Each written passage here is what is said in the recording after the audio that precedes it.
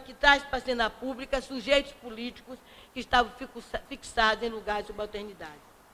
Então, hoje, no início da segunda década do século XXI, no contexto de acirramento, de complexificação de desigualdade e de violência, são nítidos no Brasil contemporâneo os tensionamentos entre os parâmetros de igualdade, de diferença, de sustentabilidade, que estão encarnados nos direitos, e as imposições da mercantilização, da privatização, da lógica expansionista do capital.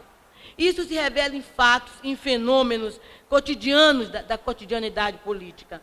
Uma expressão, por exemplo, hoje, desse tensionamento de parâmetros, de direitos e das imposições da lógica do capital, nós temos, por exemplo, na discussão do novo Código Florestal, né, onde você percebe, onde se mobilizam embates, onde se mobiliza o enfrentamento entre interesses privatizantes da expansão capitalista e a ética da sustentabilidade, da preservação ambiental, encarnada por movimentos.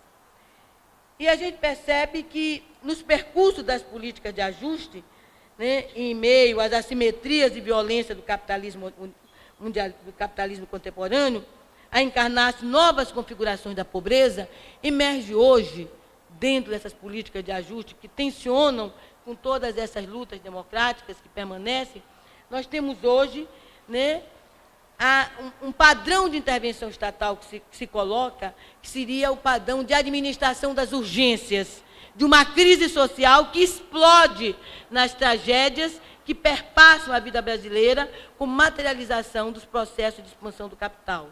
Então, você tem hoje, como um padrão de intervenção estatal, dentro dessas políticas de ajuste, o que nós chamamos de administração das urgências dessa crise social, né? Que é uma maneira de querer gestar a violência dessas populações sobrantes, né? E são políticas que tentam administrar a pobreza, né? E trabalhando com essas populações estruturalmente desprotegidas, querendo incluí-las nos circuitos do consumo, querendo incluí-las no circuito, né, como forma de inclusão. A grande pergunta que se coloca, quais seriam os significados dessas políticas no universo da pobreza, que se reconfigura e nos interpela a decifrá-la, qual o esfinge de Édipo. Enfim, mais do que nunca, o que a gente percebe é que nós estamos vivendo momentos, né, de tensionamentos, momentos em que há uma predominância dessa lógica do capital, dessas formas de desigualdade, dessas formas perversas de desigualdade.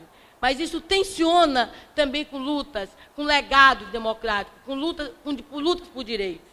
E mais do que nunca, a questão do direito impõe-se na agenda pública, nessa civilização do capital, no século XXI, como via para enfrentar as desigualdades e a violência, colocando em pauta a potência da política, né, no desafio de reinventar a emancipação social, que nos cenários da crise estrutural do capital, ela se impõe para nós, a reinvenção da emancipação, como um fardo do nosso tempo histórico.